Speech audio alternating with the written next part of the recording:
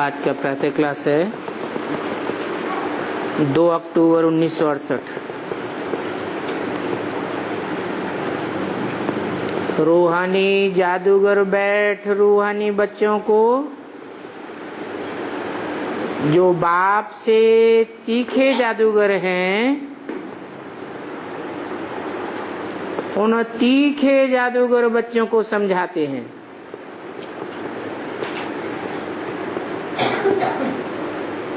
पूछते हैं तुम यहाँ क्या कर रहे हो? यहाँ बैठे बैठे कोई चुरपुर न हो संकल्पों की। बाप अथवा साजन सजनियों को युक्ति बताए रहे हैं कि जब बाप के सामने बैठते हो तो संकल्पों की कोई धमा चौकड़ी नहीं होनी चाहिए। साजन कहते हैं यहाँ बैठे बैठे तुम क्या करते हो? अपन को तुम ऐसा लक्ष्मी नारायण जैसा श्रृंगार रहे हो, ऐसा कोई समझेगा?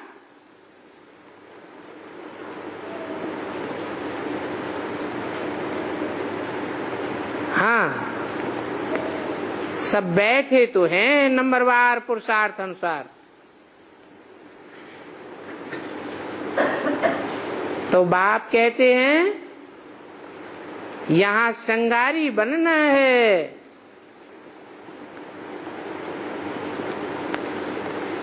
अपना श्रृंगार भी करना है और संगी साथियों का भी श्रृंगार करना है। कौन सा श्रृंगार है?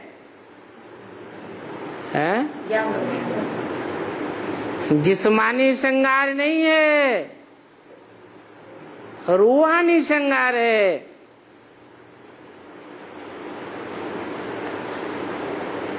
तुम्हारी एम ऑब्जेक्ट ही ये है, भविष्य में पुरी में जाने के लिए।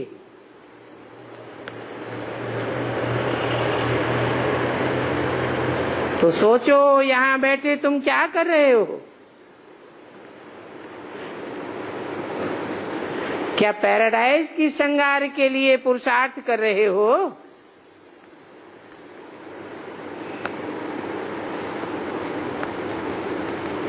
इस श्रृंगार के लिए क्या कहेंगे? कमाई कहेंगे।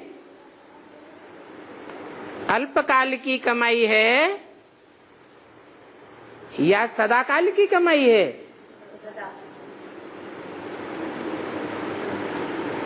सदाकाल के लिए तुम्हारी पर्सनालिटी समर जाती है तो कमाई हुई ना। यहाँ बैठे बैठे तुम अपन को चेंज कर रहे हो। उठते बैठते चलते बाप ने तुमको ये मन मना भव की चाबी दी हुई है।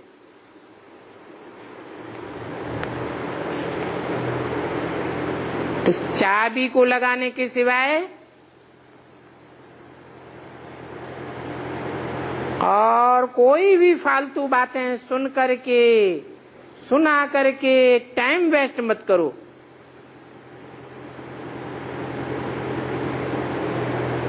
तुम अपने श्रृंगार में लगे रहो। दूसरा करता है वा नहीं करता है, इसमें तुम्हारा क्या जाता है? तुम अपने पुरुषार्थ में तल्लीन बने रहो।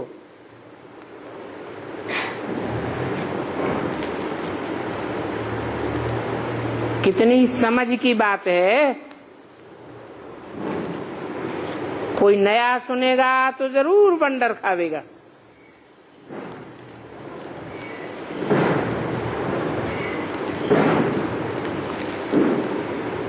तुम्हारे में भी कोई तो अपना श्रृंगार कर रहे हैं और कोई तो और ही बिगाड़ रहे हैं।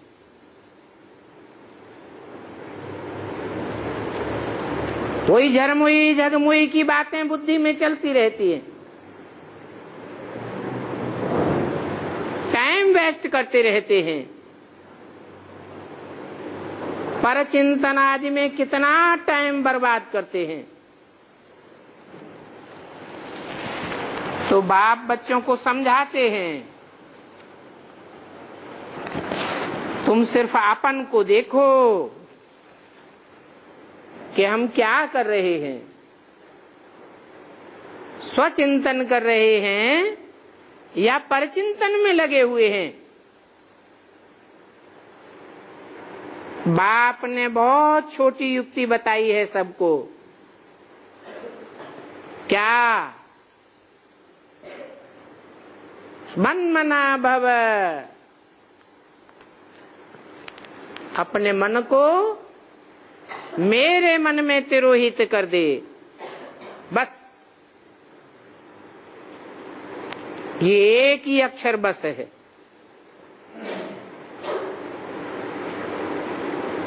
तुम बैठे तो यहां हो, परंतु बुद्धि में है कि सारा सृष्टि चक्र हम कैसे फिरते आए हैं।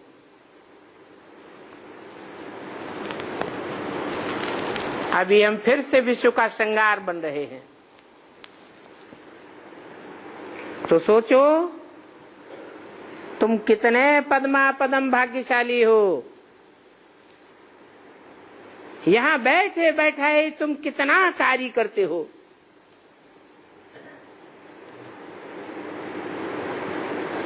कोई हाथ पांव तो नहीं लगाते हो, सिर्फ मन बुद्धि से विचार करने की बात है। तुम कहेंगे हम यहाँ बैठे बैठे ऊंचे ऊंचे विश्व का श्रृंगार कर रहे हैं। तो देखो ये मन मना भव का अक्षर कितना अच्छा है।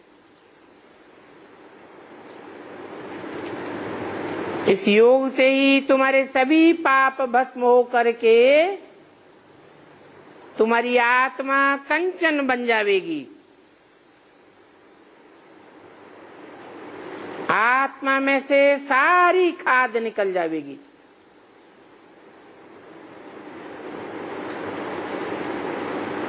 फिर देखो तुम्हारी आत्मा कितनी शोभनी को हो जाएगी। अभी तो आत्मा पतित है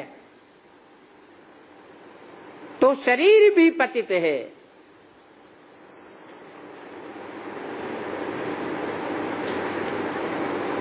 पतित शरीर की कालिमा में पतित आत्मा देखने में आती है।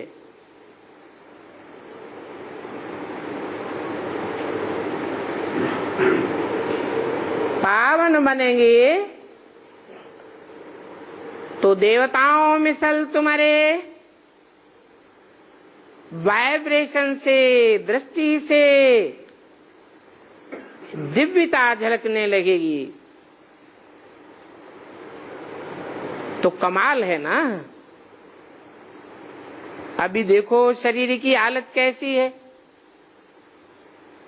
फिर तुम्हारी आत्मा और काया दोनों कंचन बन जाएगी। तो अपन को ऐसा श्रृंगार करना है और साथ साथ दैवी गुण भी धारण करने हैं। बाप को याद करने की बात है। सिर्फ एक बाप को याद करते रहो तो तुम्हारा सारा श्रृंगार बदल जाएगा।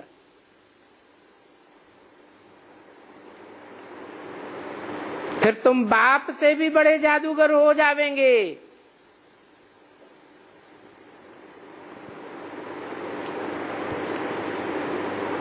गायन है ना पारस पत्थर का, तुम पारसनाथ बन जावेंगे। कोई को भी आंख से स्पर्श करेंगे अर्थात देखेंगे, कोई तुम्हारे दो बोल सुनेंगे, थोड़ा भी संपर्क संसर्ग में आवेंगे, संबंध में आवेंगे तो बदल जावेंगे। तो तुम बड़े जादूगर हुए ना।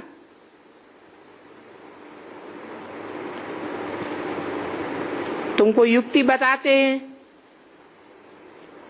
ऐसे ऐसे करने से तुम्हारा श्रृंगार बन जाएगा। अपना श्रृंगार न करने से मुफ्त अपन को नुकसान पहुंचाते हो। अभी तुम समझते हो कि भक्ति मार्ग में हम क्या क्या करते थे।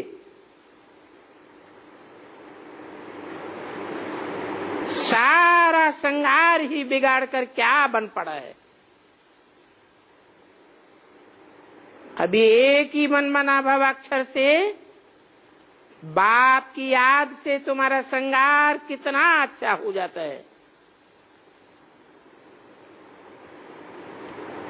तो देखो बाप बच्चों को कितना अच्छी रीति समझा कर रिफ्रेश करते हैं। यहां बैठे तुम क्या करते हो? याद की यात्रा में बैठे हो। अगर यहां बैठे भी कोई का ख्याल और तरफ जाता होगा तो उनका श्रृंगार थोड़ा ही बनेगा। पहले तो खुद ही श्रृंगारी बने, फिर औरों को भी रास्ता बतावे। जानते हो कि बाप तो आते ही हैं श्रृंगारी बनाने। तो बुद्धि में आना चाहिए, बाबा आपकी तो कमाल है, आप कैसी अच्छी युक्ति बताते हो और सहज भी है। उठते बैठते चलते हमको अपना श्रृंगार करना है। कोई तो ऐसे हैं जो अपना श्रृंगार करके फिर औरों का भी श्रृंगार करने लग पड़ते हैं। कोई तो अपना भी नहीं करते और दूसरों का भी श्रृंगार बिगाड़ देते हैं। ऐसे ऐसे संग के रंग में लाते हैं। फालतू कर्म करके, फालतू बातें सुना करके उनकी अवस्था को ही बिगाड़ देते हैं।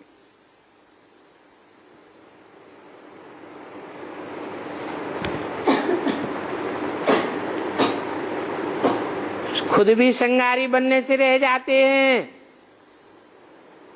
तो दूसरों को भी नुकसान पहुंचाते हैं।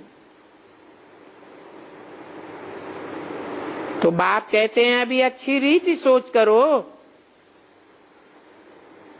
कि बाबा हमको कैसी कैसी युक्ति बताते हैं। भक्ति मार्ग के शास्त्र पढ़ने से ये युक्तियां नहीं आती हैं। वो शास्त्र तो भक्ति मार्ग के हैं। तुमको कहते हैं तुम किसी शास्त्र को नहीं मानते हो,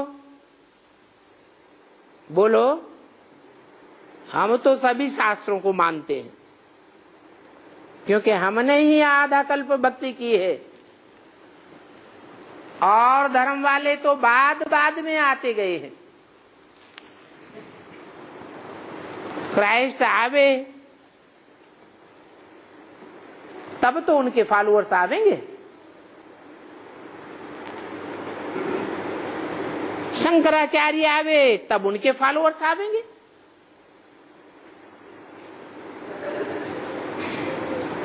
हम तो पूरा आधा कल्प भक्ति की है।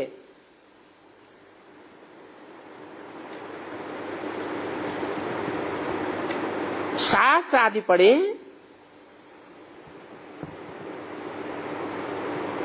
तो बताओ हम में से कौन ऐसा है जो शास्त्रों को नहीं मानता?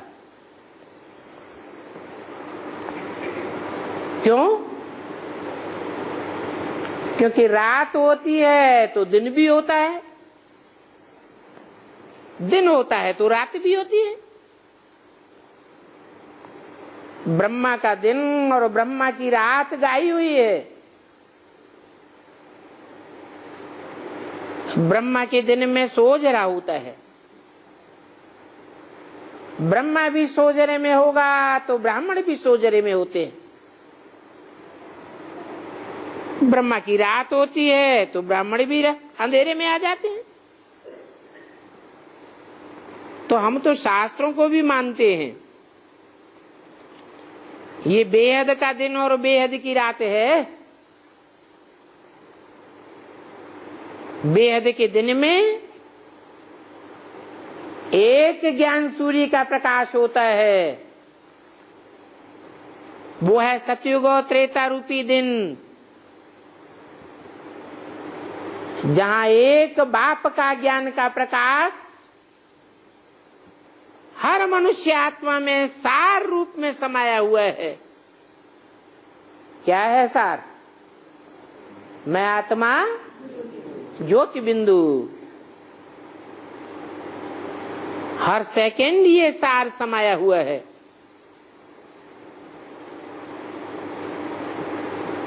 तो देखो, मनुष्यों की बुद्धि तो बिल्कुल इडियट है। एक्टर होकर के कुछ भी नहीं जानते हैं। तो बाप कहते हैं, मीठे मीठे बच्चों, तुम अपना श्रृंगार कर लो, टाइम वेस्ट मत करो, क्योंकि अभी बहुत थोड़ा टाइम है।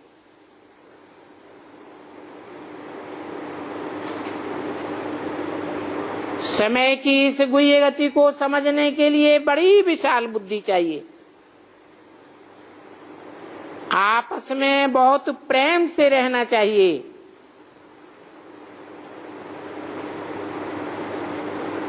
तुम्हारा टाइम मोस्ट वैल्यूबल है,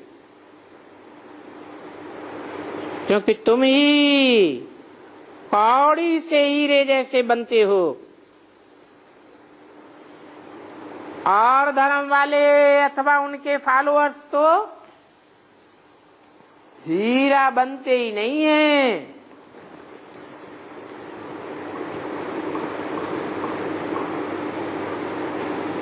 तो मुफ्त में थोड़ी ही इतनी बातें सुनते हो। ये कोई कथा है क्या? बाप तो एक ही अक्षर सुनाते हैं। जो बड़े बड़े आदमी होते हैं उनको जास्ती बात थोड़ी ही करनी चाहिए। बाबा तो सेकंड में जीवन मुक्ति देते हैं।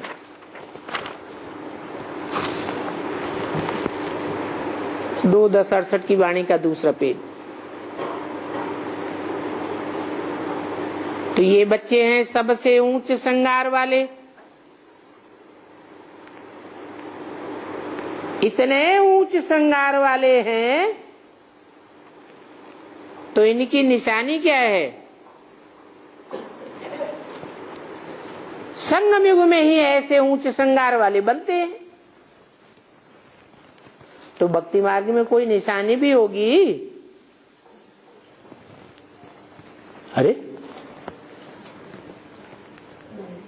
अरे कितने सुंदर सुंदर देवी देवताओं के श्रृंगारे हुए चित्र बनाए जाते हैं, मूर्तियां बनाई जाती हैं, देखने से ही खुश हो जाते हैं। जिन चित्रों को वो बहुत पूजते हैं। जितना बड़ा आदमी होगा उतना बड़ा मंदिर बना देंगे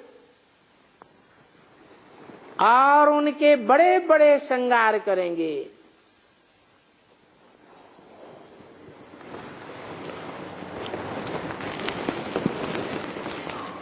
देवताएं भी नंबरवार हैं। कितने देवता माने जाते हैं? 33 करोड़ देवताओं की मान्यता है। एक से एक बढ़कर के छबीले श्रृंगारे हुए, परंतु सबसे जास्ती श्रृंगार किसका है? लक्ष्मी नारायण का। विष्णु का श्रृंगार कितना करते हैं? अभी तो देवताओं के चित्र पर हीरों का हार भी पहनाते थे।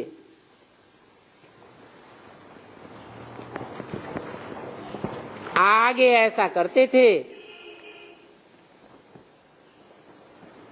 बाबा को तो बहुत अनुभव है। बाबा ने खुद भी हीरों का हार बनाया था लक्ष्मी नारायण के लिए। वास्तव में तो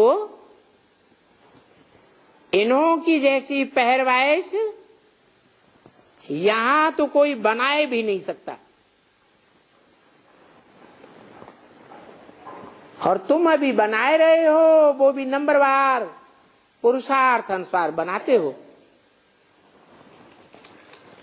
तो बाप समझाते हैं, बच्चों अभी अपना टाइम वेस्ट मत करो। न अपना टाइम वेस्ट करो, न दूसरों का टाइम वेस्ट करो। बाप युक्ति बहुत सहज बताते हैं। मुझे याद करो तो तुम्हारे पाप कट जाएंगे। पक्का कर लो कि याद बिगर इतना श्रृंगार हो नहीं सकेगा।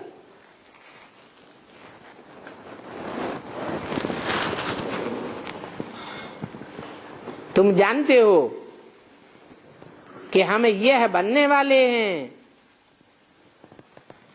तो इसके लिए दैवी स्वभाव धारण करना है। इसमें कहने की भी दरकार नहीं रहती है, परंतु पत्थर बुद्धि होने के कारण सारी बातें समझानी पड़ती है। ऐसे तो ये समझाना है 1 सेकंड की बात। बाप कहते हैं, मीठे मीठे बच्चों, तुम अपने पाप को भूलने से कितना श्रृंगार खत्म कर देते हो। बाप तो कहते हैं, चलते फिरते उठते बैठते अपना श्रृंगार करते रहो।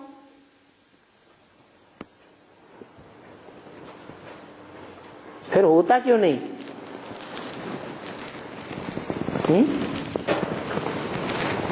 चलते फिरते उठते बैठते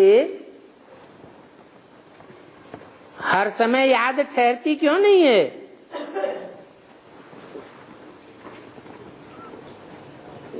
अरे, क्योंकि माया भी अपोजिशन करती है। ये माया क्या चीज है?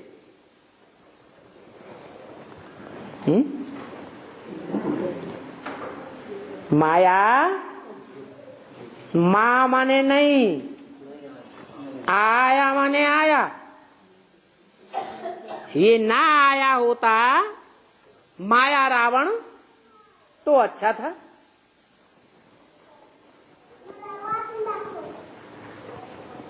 अब माया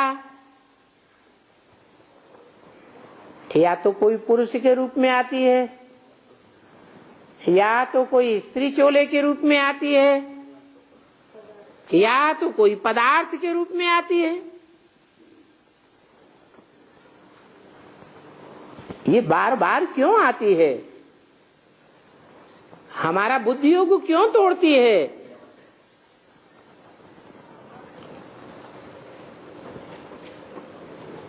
बिना बुलाई आती है क्या?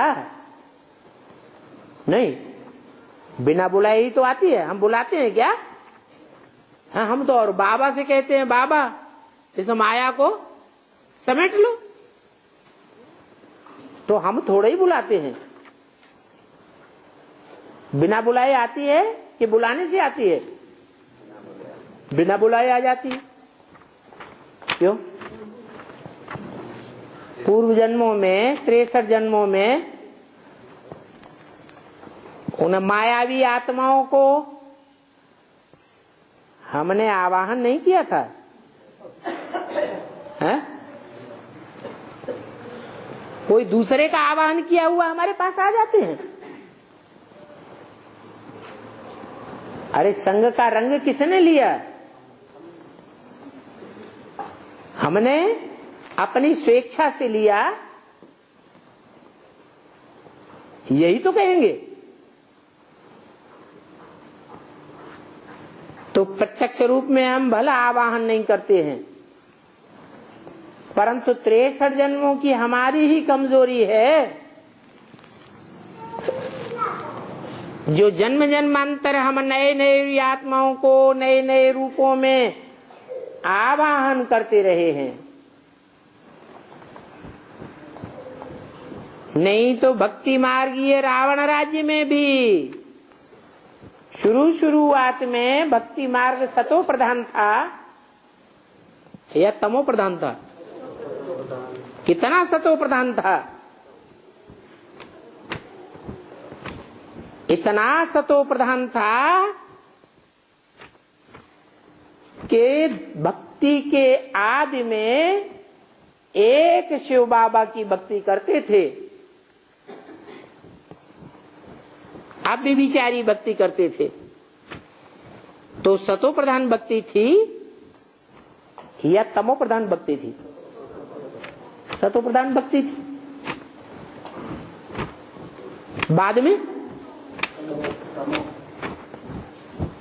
बाद में एक की जगह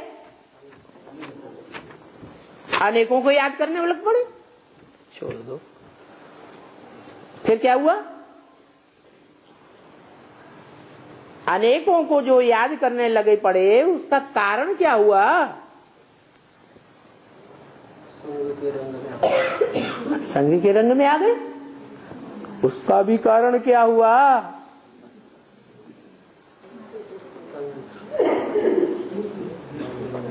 ढेर के ढेर लोगों के संग के रंग में 63 जन्म में आए, इसका भी कारण क्या हुआ? कारण माने बीज। बीजारोपण कहाँ हुआ? अरे 63 जन्मों में जो अब विचारी से विविचारी हमारी बुद्धि बन पड़ी, अनेकों को याद करने लग पड़े, इसका बीजारोपण हमने कहाँ किया? संगम युग में। तो अभी बुद्धि चलनी चाहिए, बात बुद्धि में बैठनी चाहिए। क्या हम दूसरों से भी कहते हैं कि बाप आया हुआ है? वो बाप सर्वव्यापी नहीं है। क्या है? एक व्यापी बाप आया हुआ है। तो हमारी बुद्धि में तो बैठा होगा ना क्या ये बाप एक व्यापी है? उस बाप से सारी दुनिया को प्राप्ति होती है, ऊंचते ऊंच वर्षे की। वो सुख शांति का वर्षा है, और हमको अति की प्राप्ति होती है। और धर्म की आत्माओं को आधा सुख और आधा दुख, और हमको पौना हिस्सा या उससे भी ज्यादा सुख, बाकी चौथाई से भी कम दुख मिल, उसमें भी नंबरवार। कोई आत्माएं तो 82-83 जन्म भी सुख में रहती है। तो उसका कारण क्या हुआ है? कोई कारण है या नहीं है? क्या कारण हुआ? कि संगम युग में जब से बाप को पहचाना, जब से जन्म हुआ ब्राह्मण जीवन में, तब से अपने जीवन को देखना है कि हमारी बुद्धि एक में लटक गई, एक के कार्य में हमने अपने को समर्पित कर दिया, या अनेकों में बुद्धि लटकाते रहे। यहां फाउंडेशन पड़ रहा है। ये माया कोई और चीज नहीं है। कहेंगे हमारी ही अपनी कमजोरी है कि सब कुछ जान करके, बूझ करके, समझ करके फिर भी हम माया रावण की चक्करी में फंस जाते हैं। ये समझना 1 सेकंड की बात है।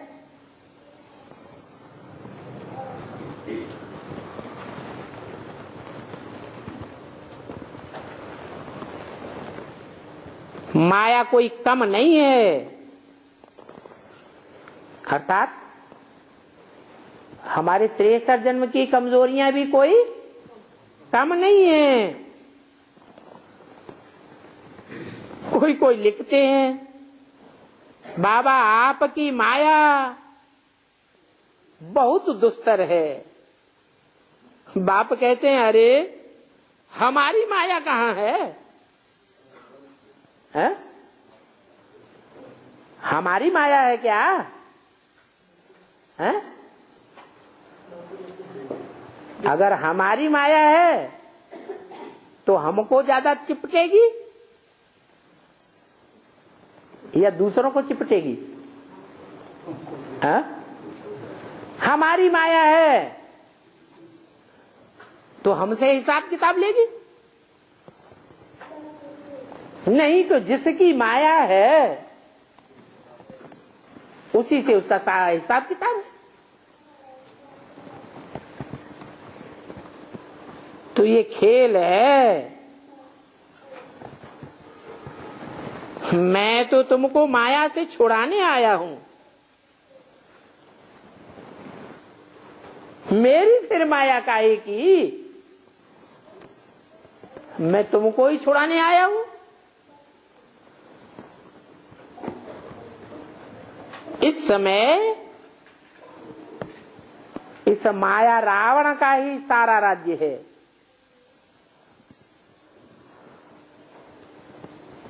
तो बाप समझाते हैं जैसे रात और दिन में 1 सेकंड का भी फर्क नहीं हो सकता है, ऐसे ही ये राम राज्य और रावण राज्य में भी 1 सेकंड का फर्क नहीं है। ये बेहद की रात और बेहद का दिन है। अभी तुम बच्चे नंबरवार पुरुषार्थ अनुसार ऐसा श्रृंगार कर रहे हो।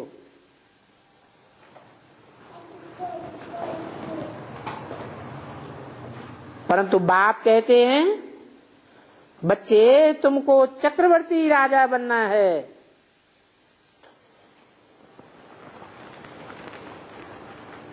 तो ये चक्र फिराते रहो। कौन सा चक्र है? ये स्वदर्शन चक्र फिराते रहो। संगम युग में ही अपनी आत्मा के 84 जन्मों के पार्ट को बुद्धि में फुराते रहो।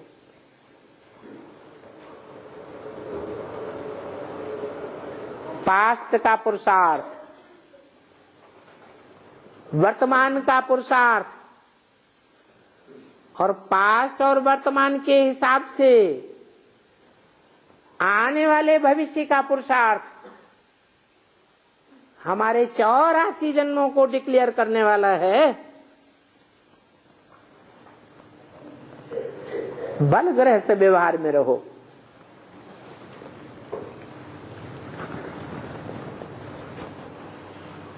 परंतु इस पुरुषार्थ में तो बुद्धि से काम लेना है।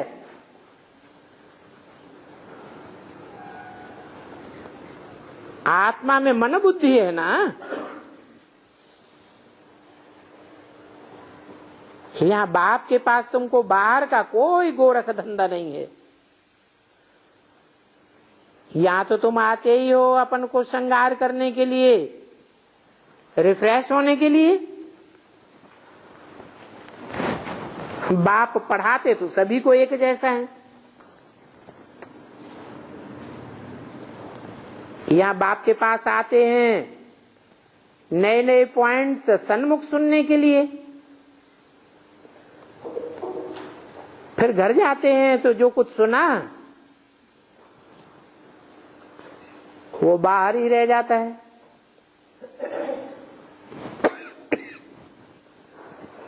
यहां से बाहर निकलने से ही झोली छट जाती है, क्योंकि जो कुछ सुना है उन बातों पर अच्छी रीति मनन चिंतन मंथन नहीं करते हैं। तुम्हारे लिए तो यहाँ एकांत की बहुत अच्छी जगह है।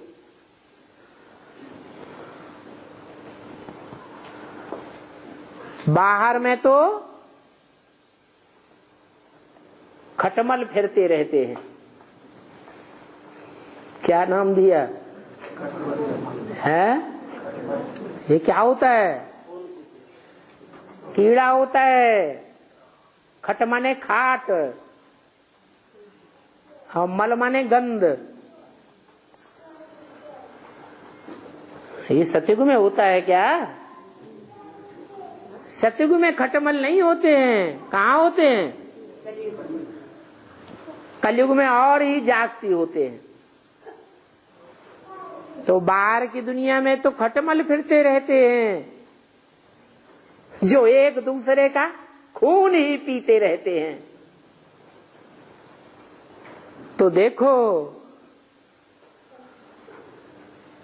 वर्तमान संगम युग में जो मौजों का युग है, इसमें खून पीने वाले तो तुम्हारे चारों ओर नहीं बैठे हुए हैं। तुम्हारे संकल्पों का खून तो नहीं पी रहे हैं। संकल्प शक्ति बाप की याद में लग रही है, या और खटमल हैं जहां बुद्धि जा रही है। खटमल काटता है तो बुद्धि रूपी हाथ कहां चला जाता है? हैं? खटमल के पास चला जाता है ना। तो बाप बच्चों को समझाते हैं, ये तुम्हारा टाइम मोस्ट वैल्यूबल है।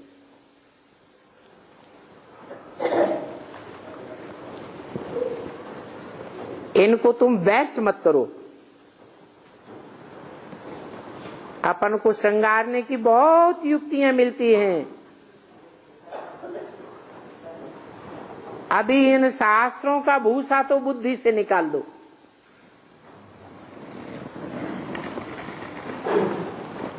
क्या शास्त्रों में क्या भरा हुआ है? सारा ही भूसा है।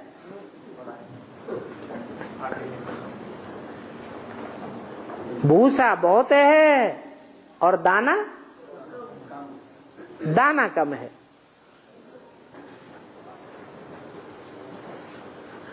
तो भूसा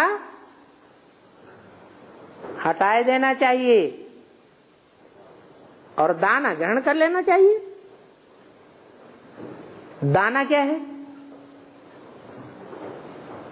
दाना है सार। बीज को क्या कहते हैं? बीज को सार कहा जाता है। तो बाप सार की बातें शास्त्रों में से तुमको सुनाते हैं।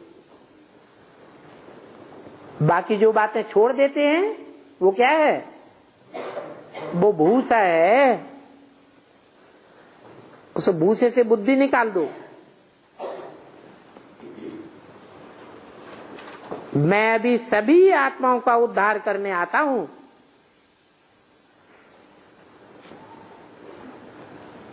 और तुमको तो विश्व की बादशाही देने आता हूं। तो अब मुझ बाप को याद करो। कोई भी काम काज करते भी बाप को याद करते रहो।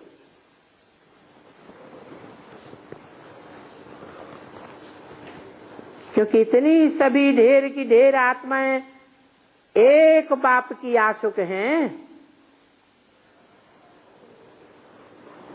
एक बाप है जन्म जन्मांतर का माशूक, और इतनी ढेर आत्माएं हैं आशुक।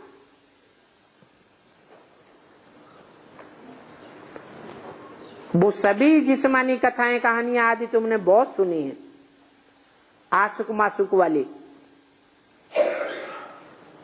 फिल्मों में भी क्या दिखाते हैं? आशुक माशुक की कथाएं कहानियां बैठ बैठ बनाई।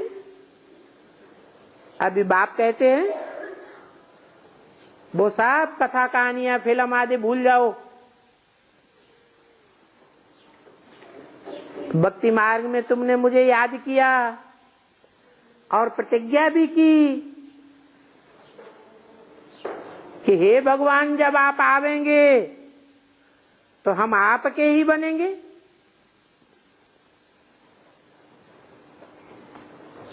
अभी तो तुम जान गए हो कि ढेर के ढेर आशुकों का एक ही माशूक है। भक्ति मार्ग में तो कोई भी उनको नहीं जानते हैं। क्या कहते हैं? नहीं जानते हैं। उसका कारण क्या है? सर्वव्यापी समझ लेते हैं तो जानना न जानना बराबर हो गया। गपोड़े ही गपोड़े लगाए देते हैं।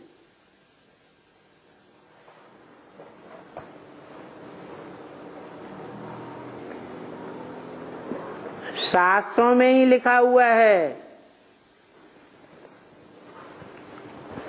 वेद की ऋचाओं में ही लिखा हुआ है कि हे भगवान हम पहले तुम्हें सर्वव्यापी नहीं मानते थे, अब सर्वव्यापी मानते हैं।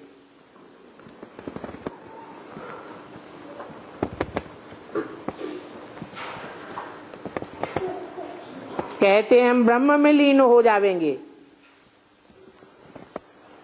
ये सभी फालतू बकवाद करते रहते हैं।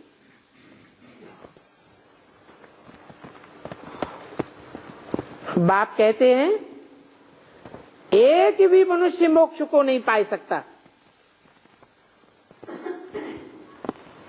सदा काल के लिए ब्रह्म में लीन हो नहीं सकता। अल्पकाल के लिए हो सकता है?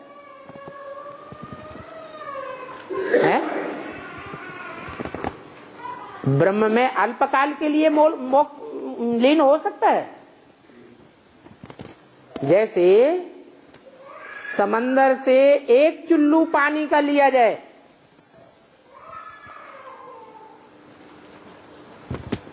वो समंदर का अंश है, और चुल्लू पानी को पानी में समंदर में मिलाए दिया जाए तो लीन हो जाता है या नहीं? हैं? लीन हो जाता है। वापस आ सकता है? नहीं। वो मिसाल देते हैं जड़ सागर का और उसमें से लिए हुए चुल्लू भर पानी का।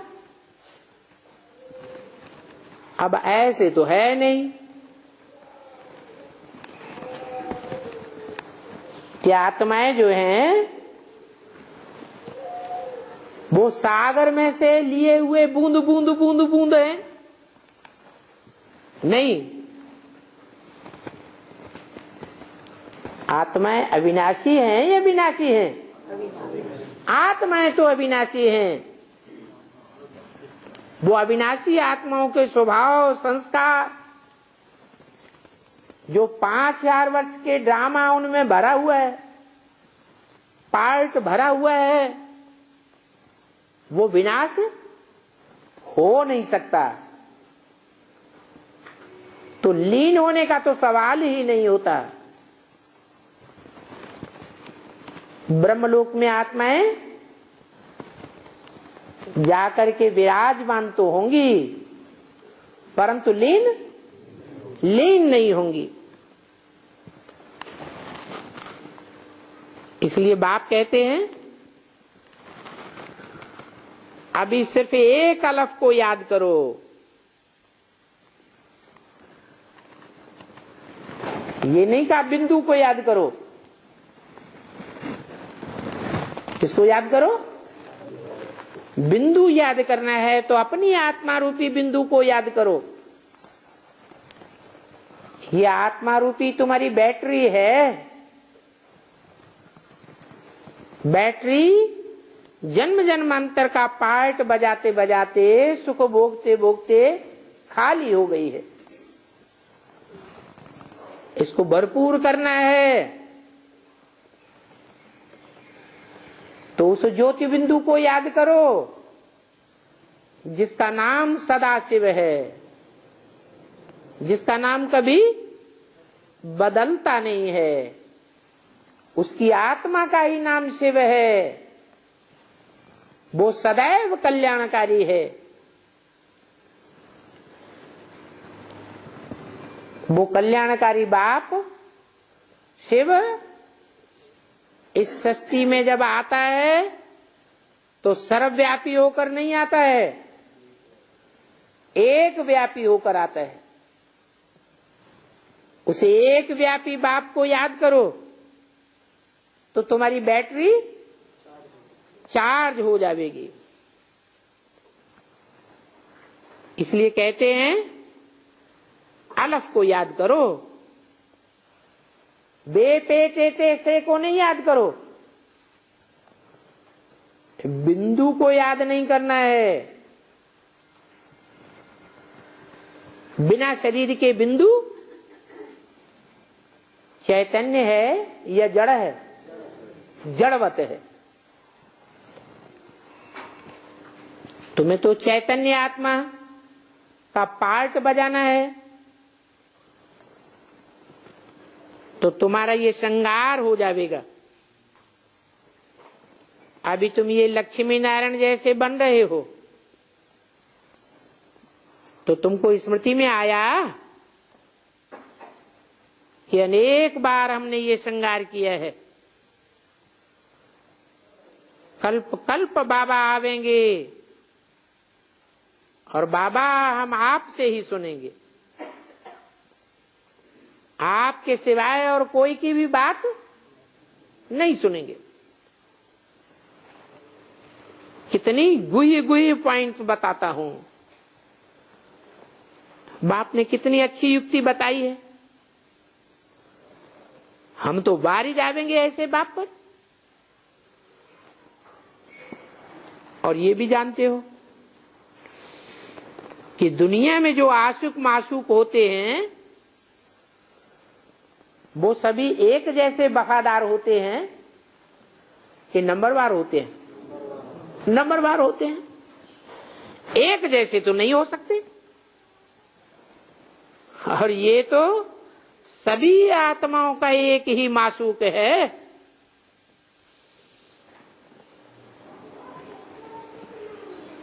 इसमें जिस्मानी कोई बात नहीं है। किसमें? रूहानी माशूक में जिस्मानी कोई लक्षण देखने में नहीं आवेगा। और पुरुषोत्तम संगम युग पर ही बाप आते हैं जबकि ये युक्ति बताते हैं। कहते हैं कहां भी जाओ, खाओ पियो, घूमो फिरो, नौकरी करो, सिर्फ अपना श्रृंगार करते रहो। क्योंकि सभी आत्माएं आशुक हैं एक माशूक की। सब उनको ही याद करते हैं। सब उनको याद करते हैं, करते हैं ना? याद करते हैं सब, थोड़ा थोड़ा याद करते हैं, नंबरवार याद करते हैं।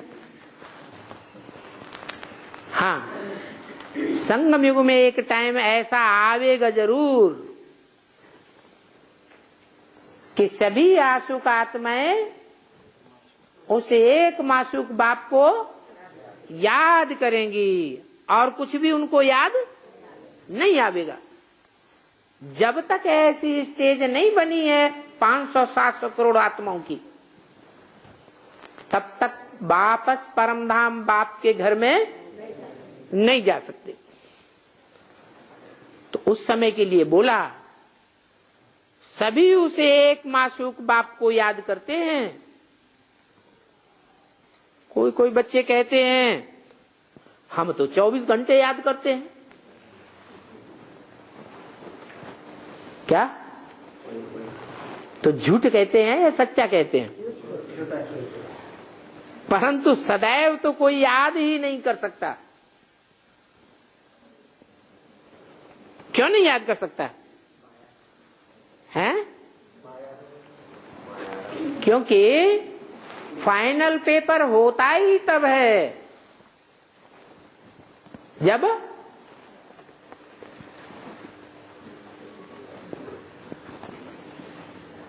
एक एक ग्रुप का होता है या सबका इकट्ठा होता है? हैं? ग्रुप्स बने हुए। तो जो जिस कक्षा का स्टूडेंट है उसका फाइनल एग्जाम होता है तो याद करने लग पड़ते हैं। परंतु अभी कोई 24 घंटे याद नहीं कर सकते। बहुत में बहुत 2-2.5 घंटे तक लिखते हैं। अगर कोई जास्ती लिखते हैं तो बाबा इस बात को मानता ही नहीं है। क्यों नहीं मानता है? बाबा को मान लेने में क्या मुसीबत आती है? अरे कोई दूसरा बोलता है हम 24 घंटे याद में रहते हैं, तो उसे अपनी मस्ती में रहने दो। बाबा को मानने में क्या मुसीबत है? नंबर डिक्लेयर हो चुका। हाँ, क्योंकि बाप कहते हैं मैं जिस तन में आता हूं उसका नाम ब्रह्मा रखता हूं। तो पहले तो ब्रह्मा, बाद में नंबरवार ब्राह्मण बच्चे। तो बाप कहते हैं कि तुम दूसरों को स्मृति नहीं दिलाते हो तो कैसे समझें तुम याद करते हो?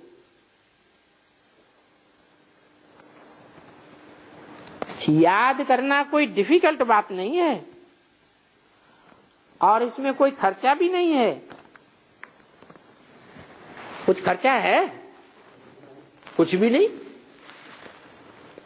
2:10:68 की वाणी का 3रा पेज। बेहद के बाप को सिर्फ याद करते रहो तो तुम्हारे पाप कटते जाएंगे। दैवी गुण भी धारण करने हैं, क्योंकि पतित तो कोई आत्मा शांति धाम व सुख धाम में जा ही नहीं सकती। बच्चों को कहते हैं सभी अपन को भाई भाई समझो। अभी 84 जन्मों का पार्ट पूरा होता है। ये पुराना चोला छोड़ने का है। ड्रामा देखो कैसा बना हुआ है। ये भी तुम जानते हो नंबरवार पुरुषार्थ अनुसार। दुनिया में तो कोई भी कुछ नहीं समझते हैं, तो हरेक अपने अंदर से पूछे, क्योंकि बाप थोड़ा ही अंतर्यामी है। जो एक एक के अंदर को बैठ देखेंगे तो हरेक अपने से पूछे। क्या पूछे? कि हम बाप की मत पर चलते हैं, जितना जितना बाप की मत पर चलते हैं उतना उतना श्रृंगार भी अच्छा होगा। अगर बाप की मत को डिसऑबे करते हैं, अवज्ञा करते हैं, नाफरमानी करते हैं, तो रिजल्ट क्या होगा 84 जन्मों में? है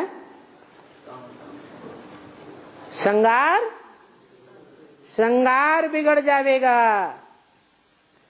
क्योंकि जब नाफरमानी करते हैं बाप के सामने, तो देवान आता है या नहीं आता है? अपना देह अहंकार आ जाता है। तो बाप 5 विकारों में से 4 विकारियों को तो पूरा ही माफ कर देते हैं, लेकिन अहंकारी को माफ ही नहीं होती है। सारा श्रृंगार बिगड़ जाएगा।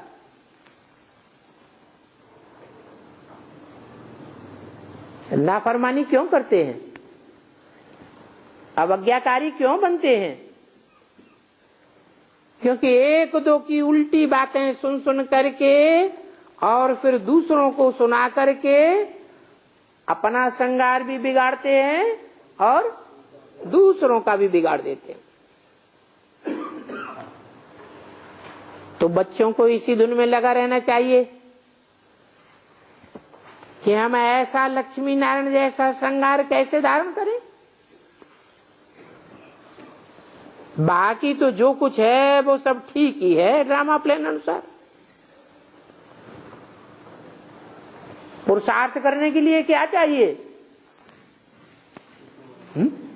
पुरुषार्थ ठीक से चलता रहे, अच्छे से अच्छा भी चल सकता है, मीडियम भी चल सकता है, लेकिन उसके लिए वो खास बात क्या है जो चाहिए, जिसके बगैर पुरुषार्थ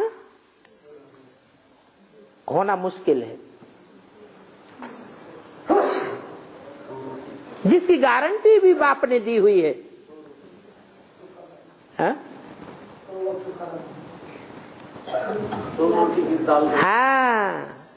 बाप ने गारंटी दी है, मेरे बच्चे कभी भूख नहीं मर सकते।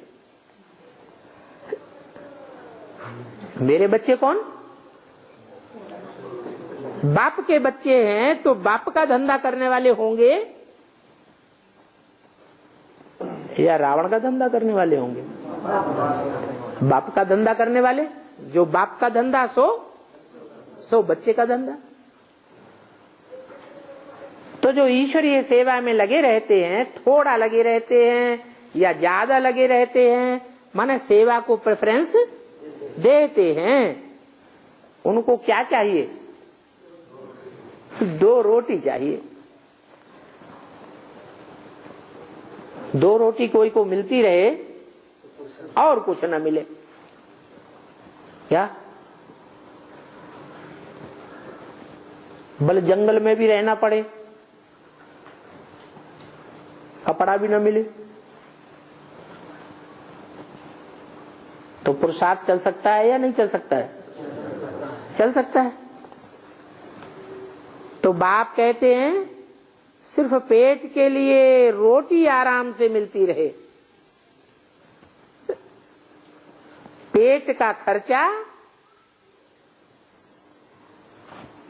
जास्ती नहीं है। 8 आने में पेट पूर्ति हो सकती है। हा? ये कब की वाणी है? तो महंगाई भत्ता बढ़ाएंगे कि नहीं बढ़ाएंगे? हाँ, महंगाई भत्ता तो बढ़ाना पड़े। तो उस हिसाब से पेट को पाव भर आटा चाहिए। 1 पाव आटे में नमक मिला लो, रोटी खाते रहो रोज, तो मर जाएंगे कि जिंदा रहेंगे? जिंदा तो रहेंगे। हंस रहे?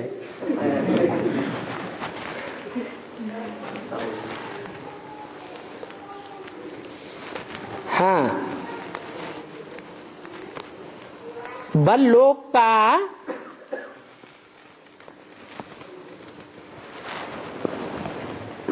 चार आना भी खर्चा होता है। उस समय कोई होंगे ऐसे लोग जिनका 4 आना भी खर्चा होता है। क्या खाते हैं? सिर्फ 2 रोटले और लाल मिर्ची, नमक की रोटी और लाल मिर्ची। देखो फिर भी कितने ताकतवान देखे जाते हैं। बूढ़ी बूढ़ी माइयां भी कितना बोझ उठाती हैं।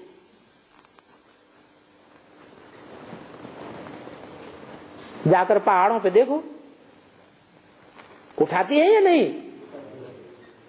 कितना बोझ उठाती है। तुमको रायल पने की आदत है और उन माइयों को गरीबी की आदत है। बल तुम सन्यासी हो, परंतु बेहद के सन्यासी हो, राजयोगी हो, तो तुमको न बहुत ऊंचा और न बहुत नीचा बल खाओ, परंतु जवान नहीं हिर जानी चाहिए। और 1-2 को याद भी दिलाते रहो। शिव बाबा याद है, वर्षा याद है, विश्व की बादशाही याद है। विचार करो, यहां बैठे बैठे भी तुम्हारी क्या कमाई होती है। इस कमाई से तुमको अपरम अपार सुख मिलने हैं। काहे से? सिर्फ याद की यात्रा से, और कोई तकलीफ नहीं है। भक्ति मार्ग की रात में मनुष्य देखो कितने धक्के खाते हैं। अभी बाप संगारने के लिए आए हैं तो फिर अपना अच्छी रीति ख्याल करना चाहिए। भूलो मत, माया बुलाई देती है, फिर तो टाइम बहुत वेस्ट कर देते हैं। तुम्हारा ये बहुत वैल्यूएबल टाइम है। पढ़ाई की मेहनत से मनुष्य क्या से क्या बन जाते हैं। बाबा तुम्हारे को और कोई तकलीफ नहीं देते हैं, सिर्फ कहते हैं बाप को याद करो, बस। कोई किताब आदि भी उठाने की दरकार नहीं। बाबा कोई किताब उठाते हैं क्या? बाप कहते हैं मैं आकर के इस प्रजापिता ब्रह्मा द्वारा तुमको अडॉप्ट करता हूं, क्योंकि प्रजा है इतनी तो प्रजापिता भी चाहिए, मुख वंशावली तो चाहिए ना। वंशावली भी होंगे, बच्चे एडाप्टेड होते हैं तो बाप का वर्षा तो मिलने का ही है। तो बाप ब्रह्मा द्वारा एडाप्ट करते हैं, इसलिए उनको माता कहा जाता है। ये भी जानते हो बाप को आना जरूर है, और उनका एक्यूरेट आना है। एक्यूरेट टाइम पर आते हैं और अपने एक्यूरेट टाइम पर ही जावेंगे। दुनिया को तो बदली होना ही है। शास्त्रों में तो कुछ भी लिख दिया है, तो किसी की बुद्धि में भी नहीं आता है। बोलते हैं क्या सभी शास्त्र झूठे हैं? क्या व्यास भगवान झूठे थे? अरे भगवान कौन है ये भी विचारों को पता नहीं है। जबकि व्यास भगवान है तो फिर भगवान को पत्थर बित्थर सर्वव्यापी क्यों कह दिया? बिल्कुल ही अकल चट्ट खाते में चली गई। अभी बाप तुमको कितना अकल देते हैं तो बाप की मत पर चलना पड़े। स्टूडेंट्स जो पढ़ते हैं वो ही उनकी बुद्धि में चलता है। तुम भी ये संस्कार ले जाते हो, जैसे बाप के संस्कार हैं तुम्हारी आत्मा में भी वैसे ही संस्कार होने चाहिए। फिर जब यहां से जावेंगे तो वो ही पार्ट रिपीट होता रहेगा, नंबरवार पुरुषार्थ अनुसार। तो अभी अपने दिल से पूछो तो हमने कितना पुरुषार्थ किया है बाप को याद करने का, अपन को संगारने का। टाइम वेस्ट तो नहीं करते हो। बाप सावधान करते हैं वाहियात बातों में, कहा भी अपना टाइम मत गवाओ। बाप की श्रीमत पर सदैव कायम रहो, मनुष्य मत पर न चलो, मन मत पर न चलो। तुमको ये पता थोड़ा ही था कि हम पुरानी दुनिया में हैं। बाप ने बताया तो तुमने जाना। इस पुरानी दुनिया में कितने अपरम अपार दुख हैं, वो भी ड्रामा अनुसार पार्ट मिला हुआ है। ड्रामा अनुसार अनेक अनेक विघ्न भी पड़ते रहते हैं। बांदेलियां कितना पुकारती हैं, बाबा हमको इनसे छोड़ाओ। अब कोई एक द्रौपदी की बात थोड़े ही है, न उनको कोई 5 पति थे जो नगन करते। ये बातें तो शास्त्रों में बैठ बनाई है, बाकी ऐसे है थोड़े ही। सभा में कोई थोड़े ही किसी को नगन कर सकता है। जुआ आदि की बात भी शास्त्रों में लिखने से मनुष्य जुआ खेलना सीख गए। तो बाप समझाते हैं ये ज्ञान और भक्ति का खेल है, वंडरफुल ड्रामा है। इतनी छोटी सी आत्मा में सारा अविनाशी पार्ट मुदा हुआ है, और वो पार्ट कब घिसता भी नहीं है। कितनी वंडरफुल बात है। अच्छा, मीठे मीठे रूहानी बच्चों को रूहानी बाप और दादा का याद प्यार गुड मॉर्निंग। रूहानी बच्चों को रूहानी बात याद।